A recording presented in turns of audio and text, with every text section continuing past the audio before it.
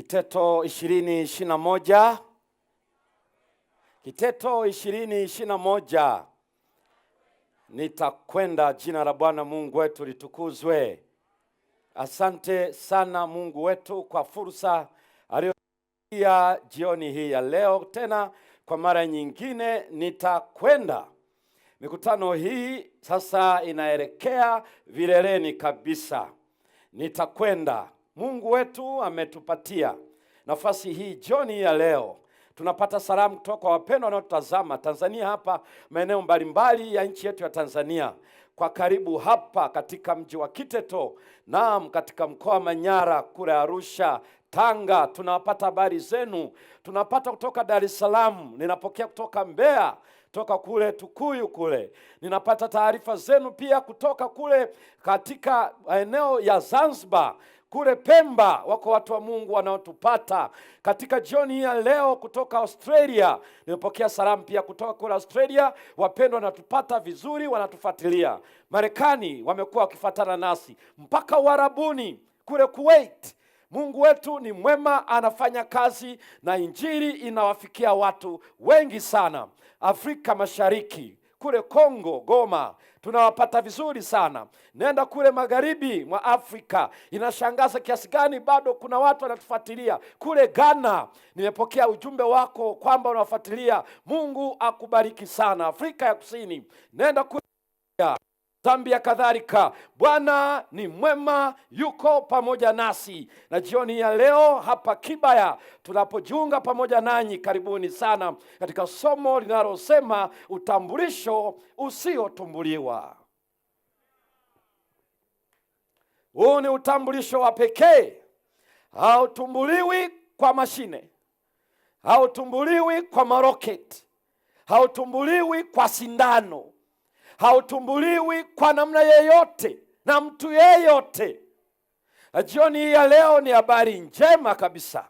Mungu wetu anao mpango mkubwa, atusaidie sisi sote kutambua ya kwamba kuna utambulisho usiotumbuliwa. Fumba macho yako tuweze kumwabudu Mungu wetu katika sala. Baba yetu wa mbinguni, asante, imekupendeza tena umetuketisha hapa Kibaya na wapendwa katika maeneo mbalimbali, na wale waliosimama kwa karibu na kwa mbali, lakini wana kiu ya kukusikia ukinena nasi. Hebu kila mmoja wetu utuhudumie, utufikishie ukweli wako, lakini pia Mungu wetu utuokoe katika dunia hii. Tusaidie na kuturehemu. Hebu tambulisha utambulisho huu ambao hautatumbuliwa sasa na hata milele, kwa jina la Yesu Kristo, amina. Jana tulikuwa katika chumba cha rubani. Pale ndiposa tunaelekea sasa. Katika chumba cha rubani ndipo kuna utambulisho. Utambulisho usiotumbuliwa. Na mimi nakualika, chukua kalamu yako, chukua notebook yako. Kama unaweza kuandika, andika. Andika kila ambacho mbingu zinataka tuweze kujua jioni ya leo. Asante kwa kuwa na umakini wa kusikiliza leo. Katika maisha yetu ya kila siku, watu wengi wanahitaji uthibitisho. Wanahitaji kuwa na hakika kila ambako wameweka dhamiri zao, mawazo yao, ukubali wao, kula ambako wameamua kujitambulisha. Sisi ni Watanzania. Wanapenda wafahamike huko, wakienda katika ubalozi wa Tanzania, hapa kule Kenya, wakienda South Africa, wakienda Botswana, wakienda nchi zingine za nje, Marekani, Ulaya, wanapenda kuthibitishwa ni wa Tanzania. Wanapenda utambulisho huo. Lakini pia katika maisha ya kiroho, watu wengi wanakuwa na swali hili: je, ninatambulishwa? Ninafahamika? Kwa sababu maisha haya tunapojifunza sisi kama Wakristo, tunachoangalia kwa dhati ni kutambuliwa kwamba sisi ni raia wa ufalme wa mbinguni. Na jioni ya leo, ikiwa umekuwa na shauku ya kujua utambulisho huo, Mungu anayo shauku ya kutufunulia utambulisho usiotumbuliwa.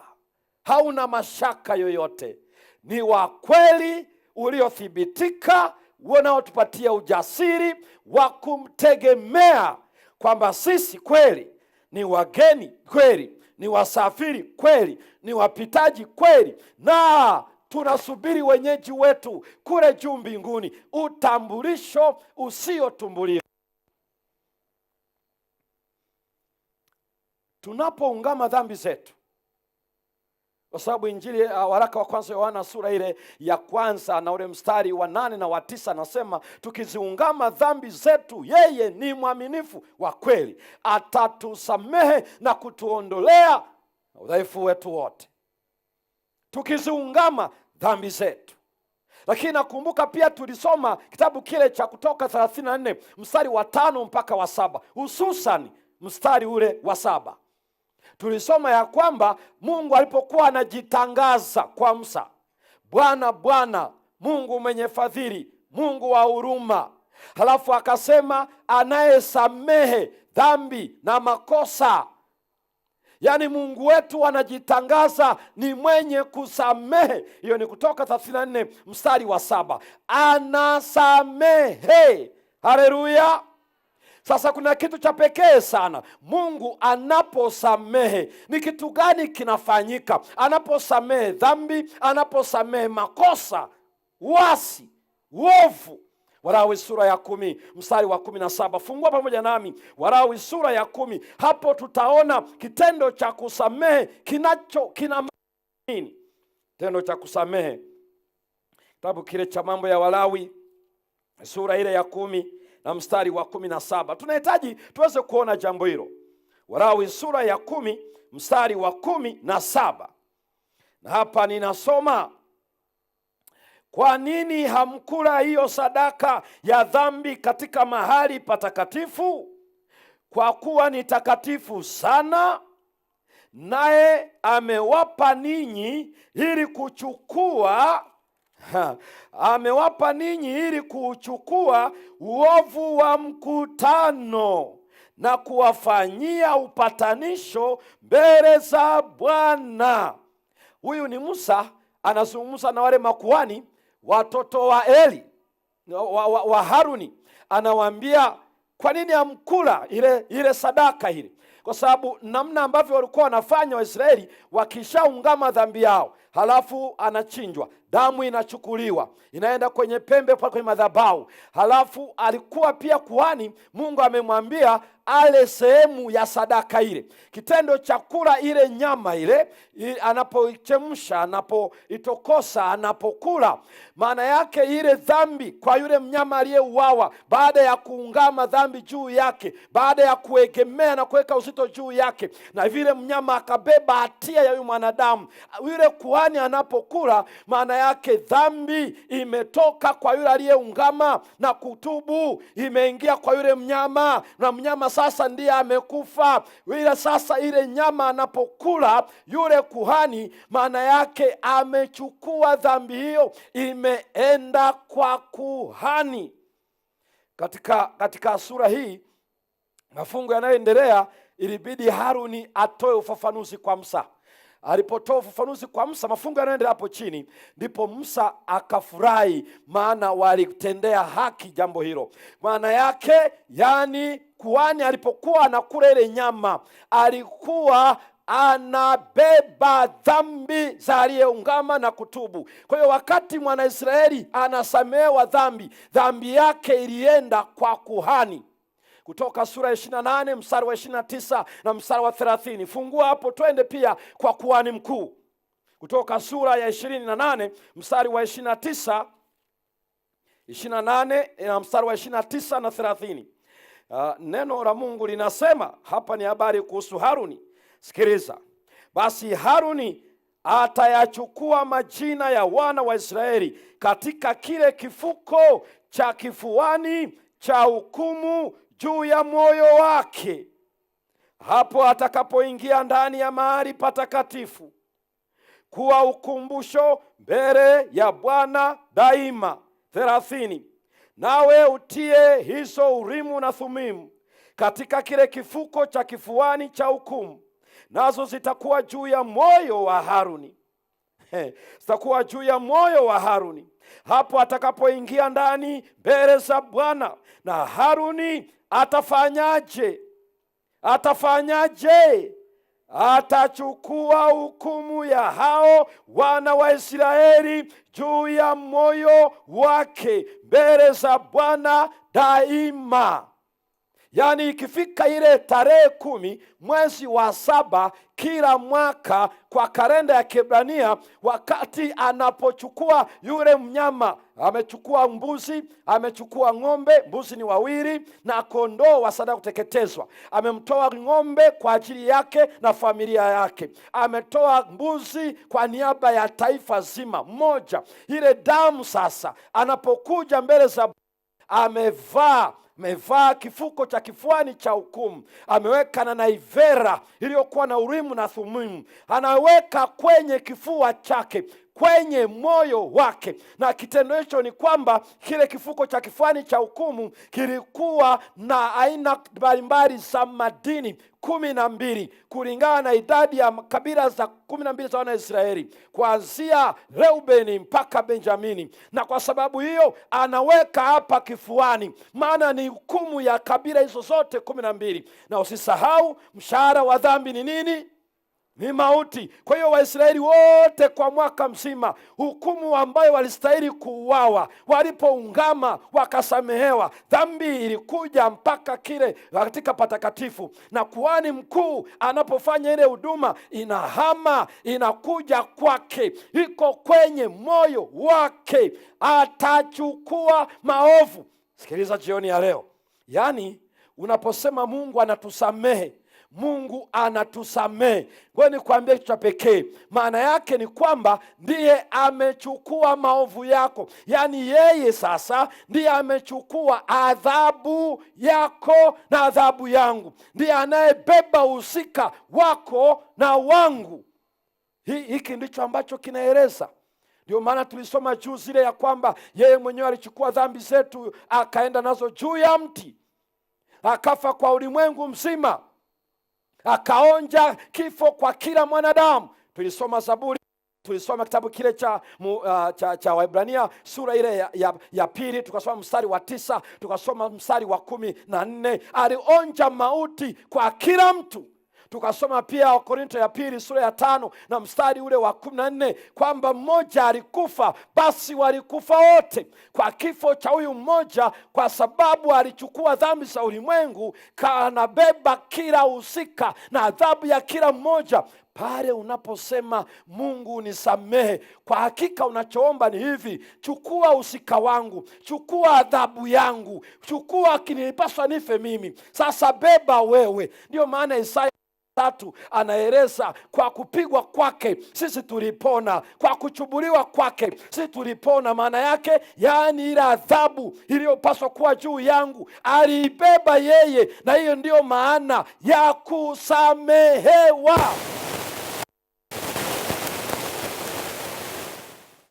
Tunaposema Mungu nisamehe, tunachosema ni kwamba chukua adhabu yangu. Ndio maana wale wanaotenda dhambi makusudi, eti kwa kuwa Mungu anasamehe, hawawezi kujua.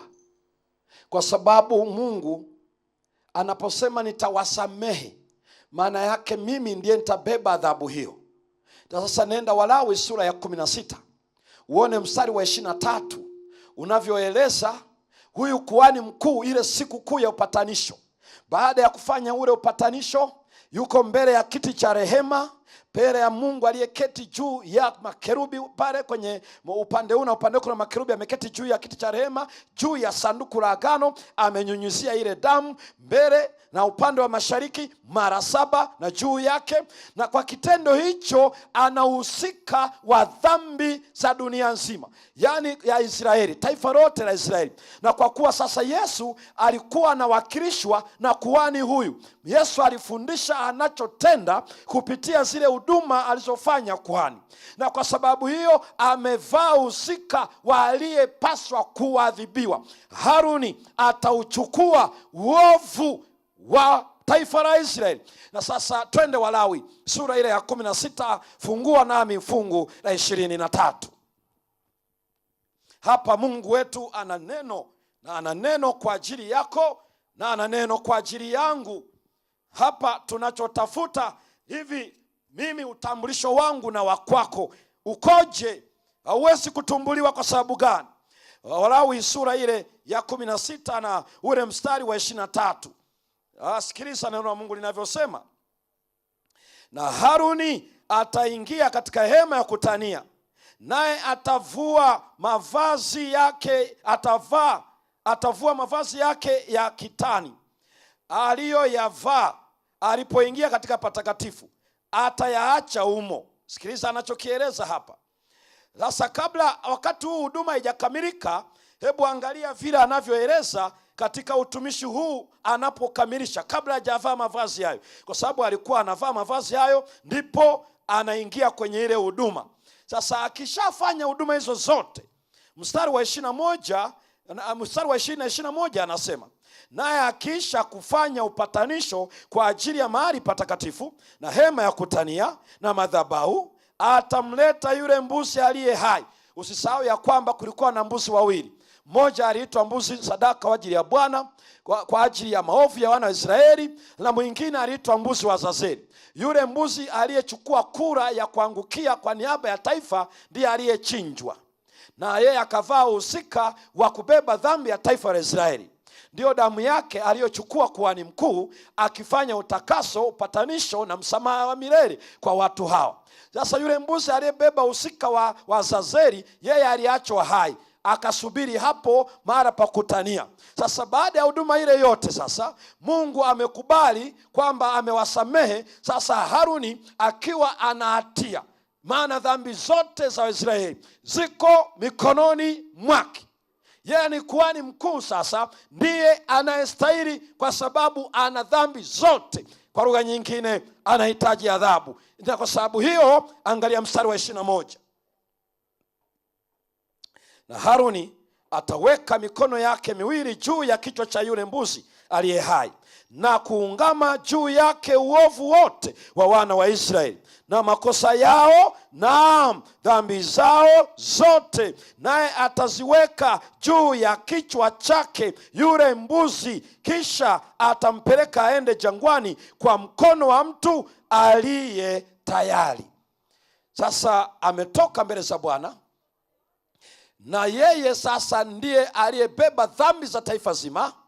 Zimetoka, ziliingiaje? Kwa maungamo ya mtu mmoja mmoja, na zinafanywa huduma hiyo na kuhani wa kawaida kila siku. Dhambi zile zote zilibaki patakatifu. Kwa hiyo tarehe 10 ya mwezi tarehe 10 ya mwezi wa 7, kuhani mkuu anazisafirisha kutoka katika huduma ile ya chumba kile cha kwanza ama katika madhabahu, zinahamia kwake kwa utoaji wa kafara wa mbuzi aliyesimama kwa niaba ya uovu wa wana Israeli.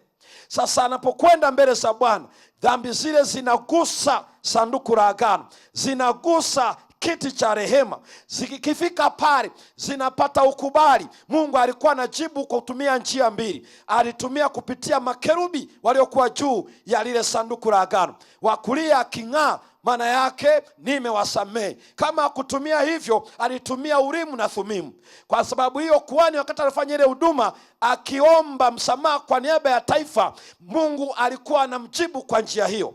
Na usisahau hapo moshi wa uvumba umetanda kwenye kiti cha rehema Shekaina, mahali ambako Mungu alisema kifunike kwa ule uvumba ili usije ukakutana na utukufu wangu ukafa. Na sasa wakati mambo yanafanyika hivyo, atakapopewa jibu la kwamba nimewakubali, nimewasamehe, sasa hapo ni kusema hivi, dhambi zote tangu tarehe ya kwanza ya aliyekuja kuungama mpaka leo kwa huduma unayoifanya zimekubalika. Na kwa sababu hiyo Haruni sasa anatoka hapo, anaenda sasa kwa yule mbuzi wa pili aliye hai, anaweka mikono yake yote miwili, mikono yake yote miwili. Akishaiweka pale, maana yake dhambi zote zilizoingia pale patakatifu zikahamishwa na kuhani mpaka mbele za Bwana patakatifu pa patakatifu. Ziliposamehewa zikabaki na yeye. Yeye sasa anatoka, anaenda pale juu ya mbuzi wa Azazeli, na anapoungama dhambi zile, ndipo sasa dhambi zote zinaenda kwa yule mbuzi wa Azazeli. Kisha anapelekwa jangwani akiwa hai na mtu aliyejiandaa kumpeleka. Ni hivyo ndivyo Mungu alivyoondoa dhambi kwa taifa la Israeli. Ni kama anasema hivi, pale patakatifu ilikuwa ni mahala pa kuchuja. Kila dhambi waliotambua na kuzileta zilichujwa, kisha zinachukuliwa, zinapelekwa kwa mbuzi wa Azazeli. Yeye anaenda nazo jangwani. Maana yake, nimewatenga watu wangu na dhambi kwa milele, kwa milele. Na kwa kuwa kuhani mkuu, tulisoma ya jana ya kwamba tunaye kuhani mkuu wa namna hii, mhudumu wa ile hema ya kweli ambaye kufanyika kwa mikono ya mwanadamu. Na huyo tulisoma Waebrania 8 mstari wa 1 mpaka mstari wa 2. Yesu Kristo yuko kuhani mkuu. Tukatiwa moyo kwamba na tukaribie katika kiti cha rehema kwa ujasiri. Tulipokuwa tunasoma kile kitabu cha Ibrania sura ya 10, tukaribie kwa ujasiri tupate kwa rehema. Yesu Kristo yuko pale, kuhani mkuu. Maana yake ni nini? Wote walioungama dhambi zao kwa kafara ya Yesu, damu yake akaenda nayo sasa pale patakatifu, anafanya huduma hiyo. Na kabla hajaja mara ya pili, kesi zote, hatia zote, dhambi zote, kila aina ya uovu ulioungama wewe, nilioungama mimi, hatimaye mwisho wa huduma hile Yesu atatoka mbele za Baba kwa wote waliohesabiwa haki kwa Yesu Kristo, wale walioungama na kutubu. Yesu sasa mbeba dhambi za ulimwengu kwa mara ya mwisho na kwa umilele atatoka patakatifu pa mbinguni, ataenda, na Biblia inachosema ni hivi, zitaenda juu ya kichwa cha mbuzi wa Azazeli. Maana yake ni nini? Mbuzi wa Azazeli alikuwa anabeba uzika wa Shetani, na kwa sababu hiyo Yesu ndiye pekee awezaye kuhamisha dhambi kutoka kwangu, kutoka kwako, kwa kumkubali wewe ni Bwana na Mwokozi wangu. Chukua dhambi yangu, chukua hatia yangu, chukua adhabu yangu. Kwa kupigwa kwako nipone, nende ufanye utakaso. Na Yesu anapoichukua ile dhambi, ndiye pekee anayeweza kusema na Baba. Usisahau tulisoma juzi kwamba yeye ni chapa ya Baba katika Kolosai sura ile ya 1 mstari wa 15. Tukasoma kitabu cha Injili ya Yohana 1 mstari wa 18. Yeye aliye kifuani cha Baba ndiye aliyemfunua Mungu Mwana, yaani mpango mzima wa kuondoa dhambi kwa mwanadamu. Muhusika ni Mungu peke yake. Na wote waliomkumbatia Yesu, hao kazi yake itakapomalizika, ndiye Yesu pekee atakaye zitoa hizo dhambi tulizompatia kwa kuungama na kutubu tulipomwamini. Ni Yesu pekee atakaye zichukua mbele za Baba, ni pale kwenye kiti cha rehema. Ni hapo sasa Mungu Mwana na Mungu Baba, katika huduma hiyo ndipo zinakubalika, msamaha wote unatolewa, na safari hii ni kwa umilele. Ndiposa Yesu atazitamka zirudi kwa chanzo cha dhambi, kwa muasisi wa dhambi, aliyeleta dhambi ulimwenguni, aliyekusababisha wewe na mimi siku ile nikatenda dhambi. Nilipoiungama, Yesu ataihamisha, ataifanyia kazi, kisha atamrudishia shetani muasisi wa dhambi. Huu ni utambulisho usiotumbuliwa. Nisikizeni kwa makini, hapa hakuna tena kutumbuliwa. Ngoja uone jambo hili la pekee. Ngoja uone jambo hili la pekee.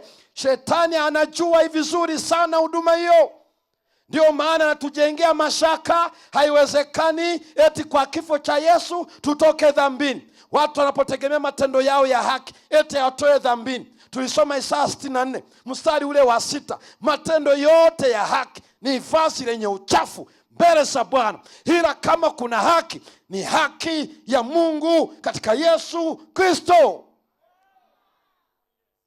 Hicho ndicho jioni ya leo tunakiona hapa. Je, ni kitu gani kinafanyika hapo? Sikiliza vizuri. Jana tuliona katika kuondoa barakoa, tukagundua barakoa ya kwanza ni udanganyifu, na anaifanya kupitia makristo wa uongo na manabii wa uongo. Kana kwamba haitoshi, anatumia sayansi za dunia hii, sayansi zilizochafuliwa. Maana kila sayansi ya kweli inatoka kwa Mungu, na ni wanasayansi hawa waliotufundisha madarasani ya kwamba mwanadamu alitoka kwa nyani, alitoka kwa sokwe. Sayansi fake na iko kwenye mitaala. Ninatamani siku moja taifa langu la Tanzania lifute sayansi fake kama hiyo. Nataka niwaambie ukweli, hatuwezi kutoa ada, hatuwezi kuwekeza kwa watoto kwa sayansi inayopotosha, inayotufananisha sisi na sokwe, wakati Mungu alituumba kwa mfano na sura yake. Sayansi feki kama hizo ndizo shetani azitumia leo kuwadanganya wanadamu ya kwamba siku inaanza usiku wa manane saa 6:01, wakati Biblia inasema inaanza jioni hata jioni. Sayansi feki zimewekwa leo duniani kwa kuisha ya kwamba Yesu hawezi julikana, na kwa sababu hiyo Biblia ikatueleza pia atatumia nguvu 3 shirika za kishetani. Ya kwanza ni joka. Tulisoma Ufunuo 12 mstari wa 9. Yule nyoka wa zamani aitwaye Ibilisi na Shetani akatupwa, audanganyaye ulimwengu wote. Lakini anapotupwa haji kulala hapa duniani, yuko bado kazini. Ufunuo sura ya 12 mstari wa 17, Biblia inasema joka akamkasirikia mwanamke, akaenda afanye vita na uzao wake walio na wazishikao amri za Mungu na ushuhuda wa Yesu. Hebu soma hapo. Sio kasema pastor, unazungumza maneno ambayo sijawahi sikia. Ni ya kwako ama ni Biblia? Ufunuo sura ya 12 mstari wa 17. Ufunuo 12 mstari wa 17. Nasoma. Joka akamkasirikia yule mwanamke, akaenda zake afanye vita juu ya wazao wake waliosalia wazishikao amri za Mungu na kuwa na ushuhuda wa nani? Wa Yesu. Naye akasimama juu ya mchanga wa bahari. Joka anakasirikia mwanamke. Mwanamke katika Biblia ni kanisa. Ukisikia neno binti Sayuni, bikira safi, Yerusalemu, na ukiona Paulo anaandika niliwaposea Yesu Kristo bikira safi. Yaani unaposikia kanisa la Mungu, unazungumzia wewe na mimi waliaminio jina la Yesu. Na Yesu ndiye kichwa kwa mujibu wa kitabu cha Waefeso. Yeye ndiye kichwa, ameeleza hivyo. Waefeso ile sura ya 5 mstari wa 22 na 23. Yeye ndiye kichwa cha kanisa na washiriki ni mwili wake. Na sasa anasema joka alipotupwa hakukaa kivivu, yuko kazini kudanganya, lakini ana vita na wale wenye sifa hizi. Biblia inasema hivi, wazishikao amri za Mungu na kuwa na ushuhuda wa Yesu. Sasa nisikize vizuri. Yohana alikuwa Patmo kipindi cha mtawala anayeitwa Domisha. Domisha alitawala kuanzia miaka ya 80 na kitu. Mara nyingi kuanzia mwaka 86 mpaka kwenye 90 na kitu. Ndio kipindi ambacho Yohana alikuwa Patmo kwa ajili ya ushuhuda wa Yesu. Wakatafuta kumnyamazisha, ikashindikana. Wakamchemsha kwenye mafuta, akatoka bado mzima. Wakaamua kumpeleka Patmo. Patmo ilikuwa ni kisiwa maalum cha serikali ya Rumi ya kale, kuwatesa watu kwa kazi ngumu walioonekana wakaidi. Na hivyo Yohana alionekana mkaidi kwa sababu ndiye tu mtume katika wale 12 aliyekuwa amebaki hai. Wengine waliuawa, walichunwa ngozi, walikatwa vichwa, walisulubishwa kichwa chini miguu juu. Lakini Mungu aliamua kumwacha Yohana kabla hajafa asimame kuleta ushuhuda.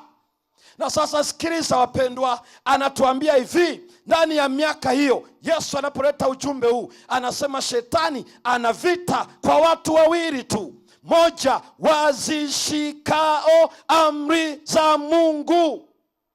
Haleluya.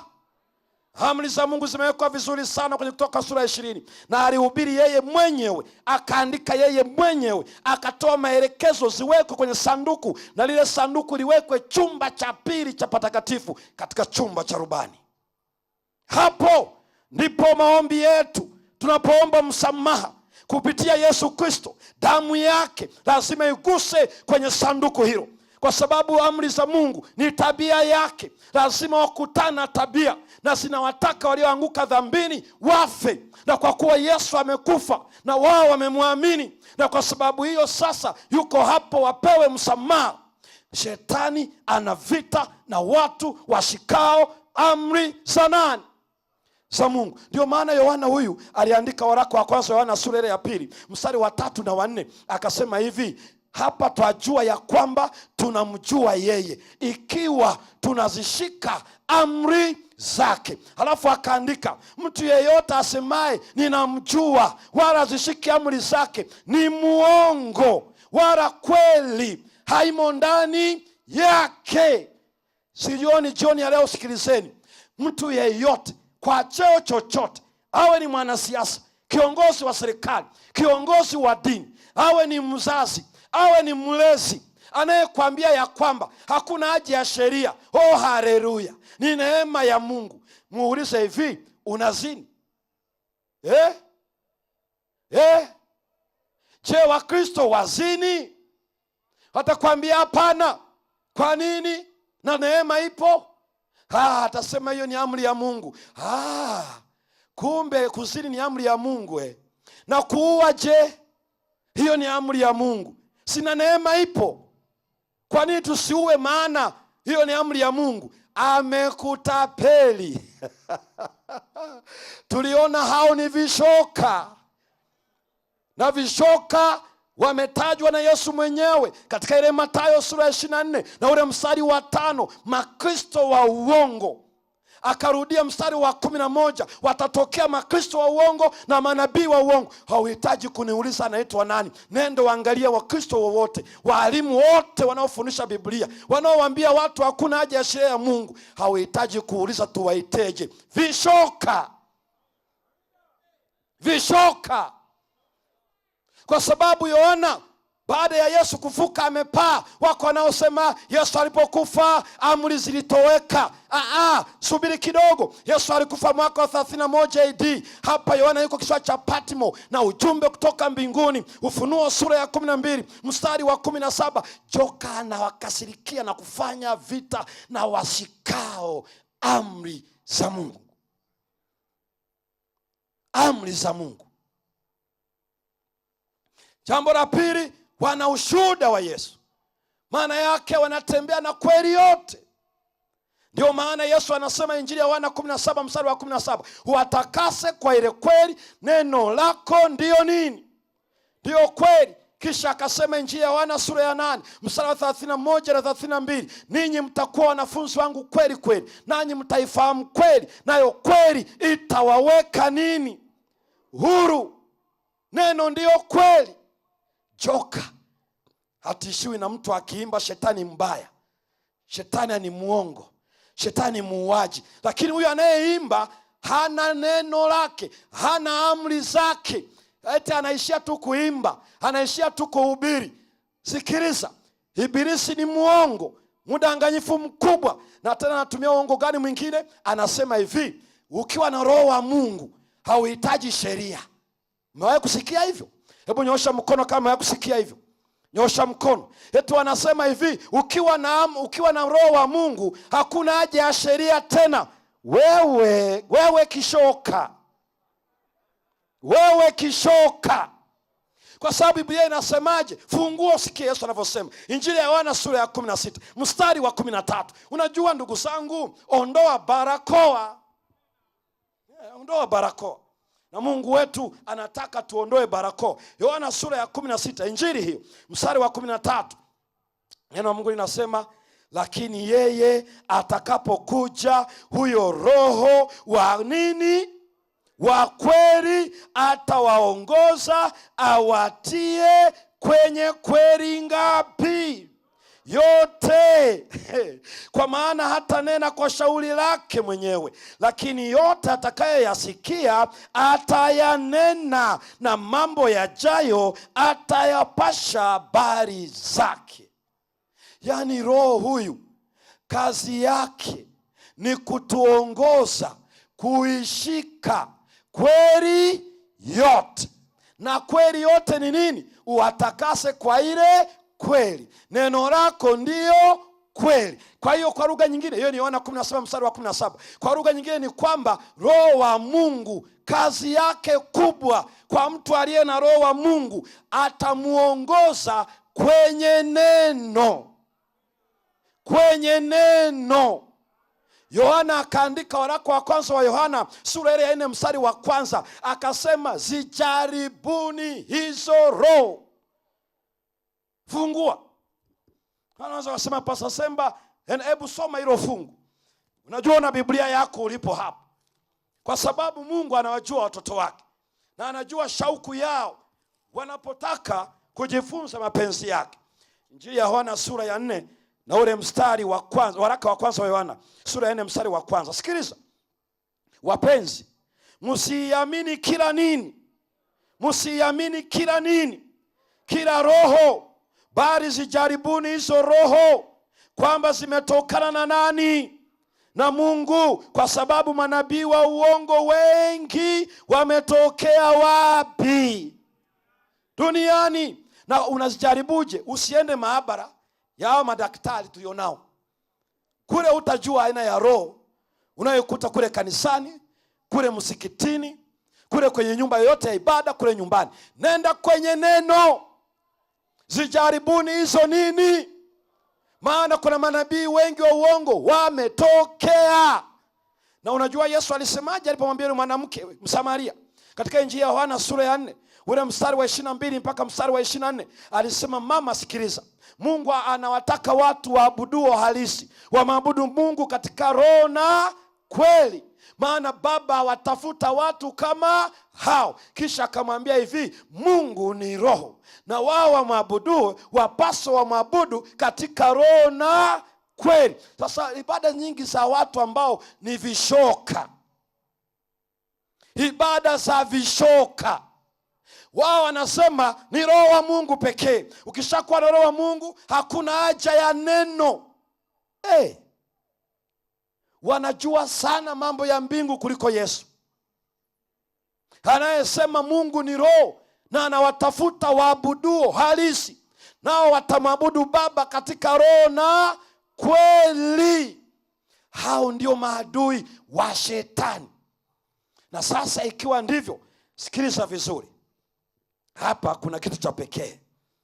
Sura ya Ufunuo 12 mpaka 14 inatutambulisha nguvu 3 za joka. Ukiacha yale mafungu tuliyosoma jana katika Ufunuo sura ya 16 mstari wa 13 na 14, kwamba akaona roho 3 za uchafu zilizofanana na vyura zilitoka kwa joka, zikatoka kwa yule mnyama, zikatoka kwa nabii wa uongo watatu.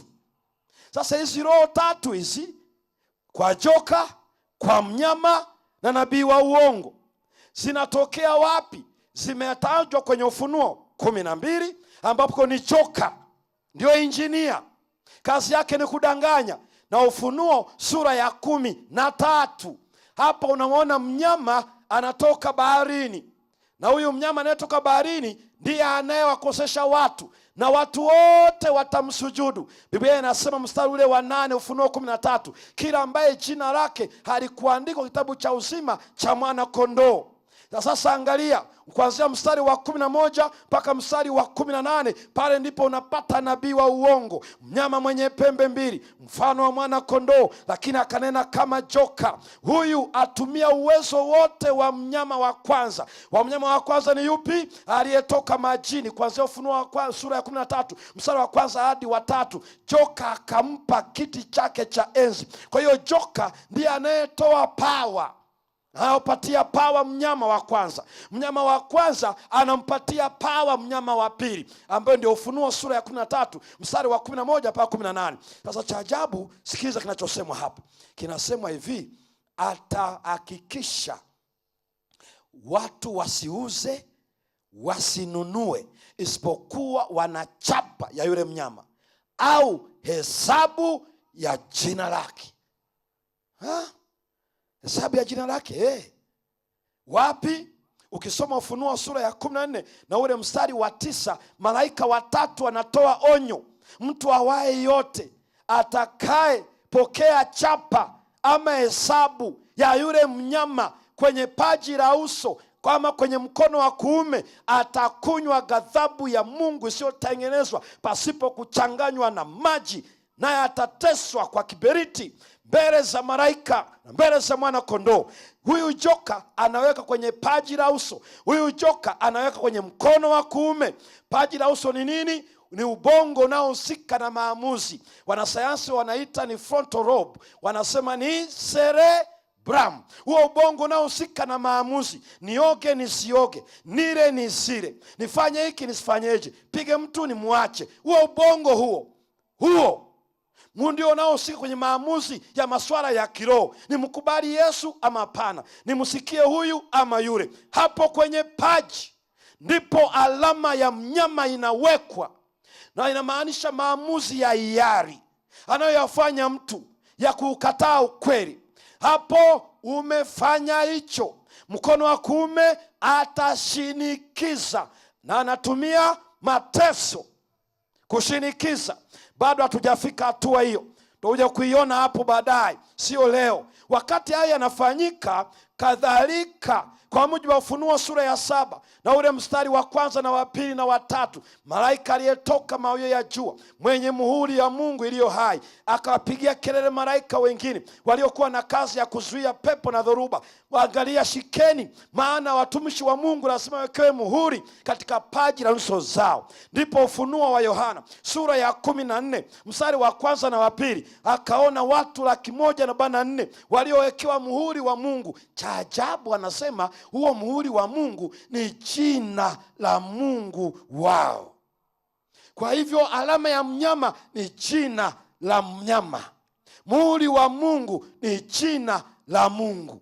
Ndio maana ile Ufunuo 3 mstari wa 12 anasema, yeye ashindaye nitaandika jina langu katika paji lake. Vivyo hivyo kwenye Ufunuo sura ya 22 na mstari wa 4 anaeleza wakombolewa watakuwa na jina la Mungu. Kumbe jina la Mungu ndiye muhuri wa Mungu. Maana ya muhuri ni nini? Ni tabia ya kwake. Kama ni ya mnyama ni tabia ya mnyama, kama ni muhuri wa Mungu ni tabia ya Mungu. Kazi zake ni nini? Moja ni ulinzi.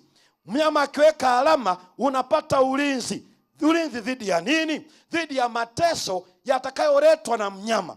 Kama ni muhuri wa Mungu unapata ulinzi dhidi ya nini? Dhidi ya mapigo ya Mungu ya mwisho.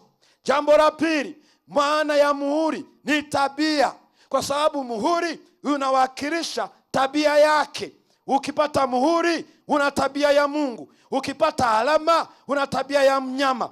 Tatu, kuwekea muhuri maana yake ni umilikiwa. mtu akiweka muhuri kwenye alama, akaweka kwenye ng'ombe, maana yake huyu ng'ombe ni wa kwangu, ownership, ni mali yangu. Kwa hiyo muhuri unafanya hivi, huyu aliyechukua alama ya mnyama ni mali yangu, ninamiliki. Ukiweka muhuri wa Mungu, maana yake hawa wamemilikiwa na Mungu. Kazi ya 4 ya muhuri, maana yake ni ule ubora, uhalisia, genuineness. Maana yake ukichukua barua ukaweka muhuri, unaifanya ijulikane hii barua sio feki, hii barua ni ya kweli. Na kwa sababu hiyo hapa kuna utambulisho usiotumbuliwa. Yesu anafanya jambo hilo sasa kwa maamuzi yako na maamuzi yangu. Maamuzi yako na maamuzi yangu. Mwisho wa huduma yake yatabaki makundi mawili pekee, walio mali ya shetani na walio mali ya Mungu pekee.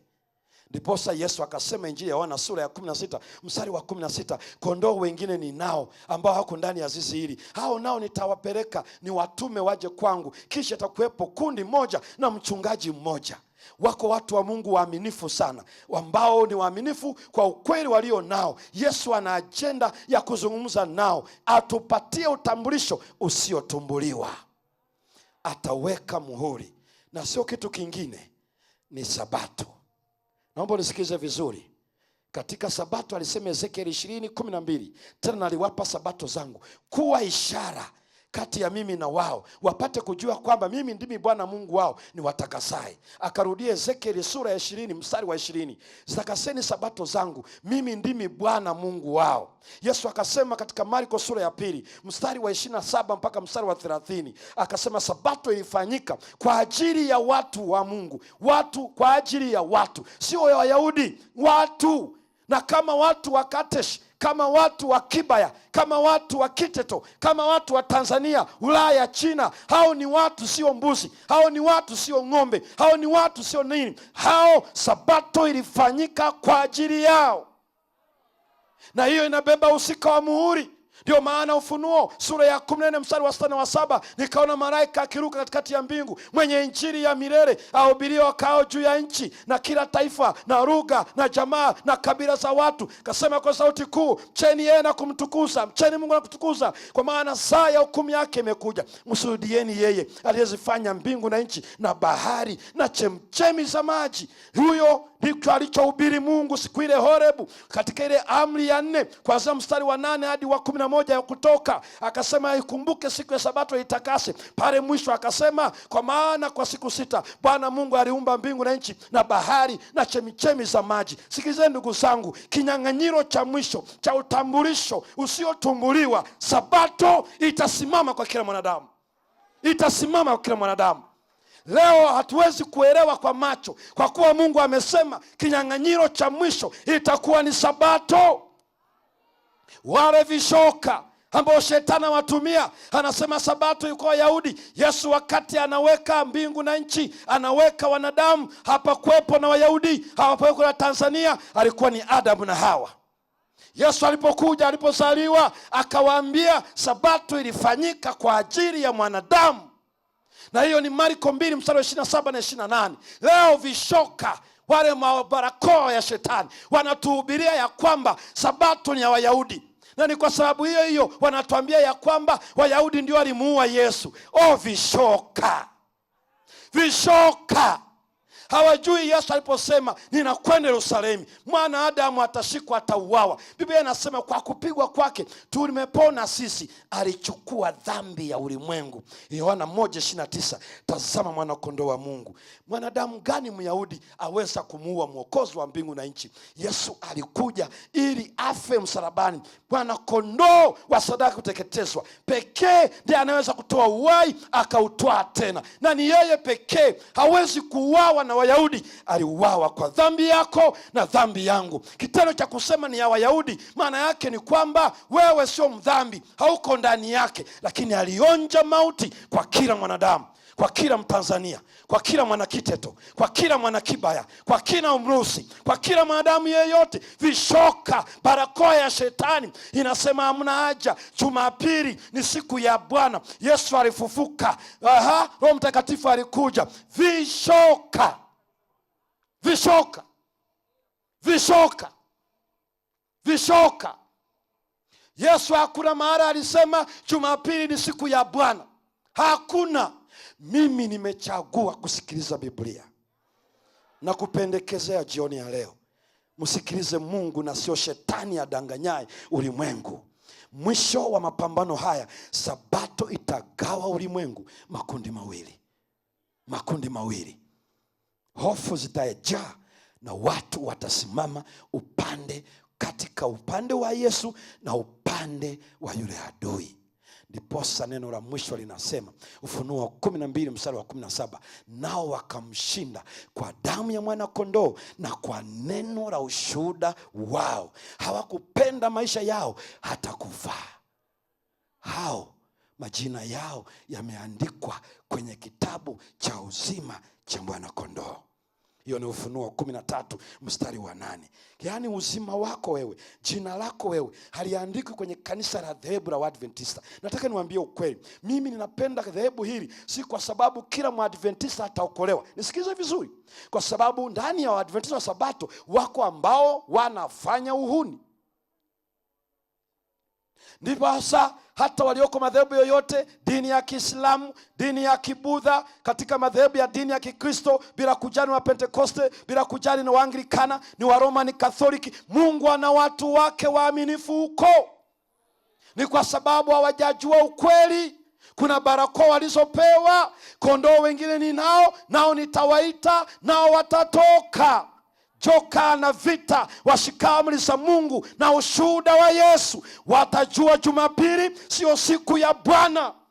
Hiyo ni siku ya joka, nyoka wa zamani, Ibilisi na Shetani. Hawatasema ni siku ambayo baba yangu na mama, babu yangu na bibi walitufundisha. Wataacha maneno ya watu, watakase kwa ile kweli. Neno lako ndiyo kweli. Watapata utambulisho usiotumbuliwa. Kristo atawatamka, hawa damu yangu imewatakasa, na dhambi zao zote walinipa mimi. Hukumu yao ya adhabu niliibeba mimi. Kisha atazirudisha kwa Shetani. Hapo hata wangelikutana mateso, Biblia inasema watamshinda kwa damu ya mwanakondoo na kwa neno la ushuhuda wao. Hawakupenda maisha yao hata kufa. Ndio maana wengine wakitishiwa ajira wako tayari kufa kwa ajili ya ukweli. Wakitishiwa watafukuzwa nyumbani, watakuwa tayari wafukuzwe. Wakitishiwa kukataliwa na wazazi, wamekubalika na mbingu. Wakitishiwa katika jamii hii, wamegundua Jumapili sio siku ya Bwana, ni siku ya yule joka. Wameamua kukumbatia neno la Bwana, watakase kwa ile kweli. Neno lako ndiyo kweli. Waaminifu wa Bwana sehemu kokote mliko. Mungu alijua uaminifu wako. Alijua na anajua anakupelekea neno ili akupatie utambulisho usiotumbuliwa na Shetani, na wazazi, na mwenzi wa maisha, na serikali, Ukithibitika na Yesu katika ile chumba cha rubani, hautatumbuliwa. Wanaweza watoe uhai kwa muda, lakini watamshinda joka. Una nafasi hiyo jioni ya leo. Una nafasi hiyo jioni ya leo. Hii ni jioni ya kutojivunia jina la dhehebu. Hatujivunii Waadventista wa Sabato, najivunia kweli inayofundishwa na dhehebu la Waadventista wa Sabato. Tunatakaswa kwa neno na sio kwa dhehebu. Wale watakaokolewa, Biblia inasema wameandikwa majina yao kwenye kitabu cha uzima cha mwana kondoo. Ingia kwenye kitabu hicho, upate uthibitisho, upate utambulisho usiotumbuliwa.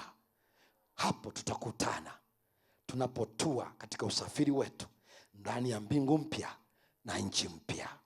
Unaalikwa jioni ya leo kumbatia utambulisho huo. Ikiwa ni shauku yako, popote uliposimama, simama pale ulipo jioni ya leo.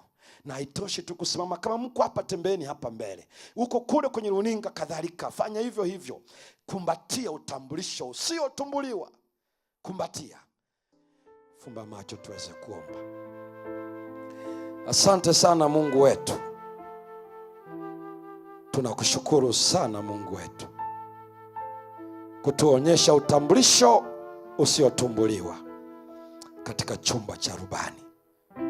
Kabla haujasema mtakatifu azidi kutakaswa, mchafu azidi kuwa mchafu, mwenye kudhulumu azidi kuwa mdhulumati, umeamua kutupatia utambulisho usiotumbuliwa.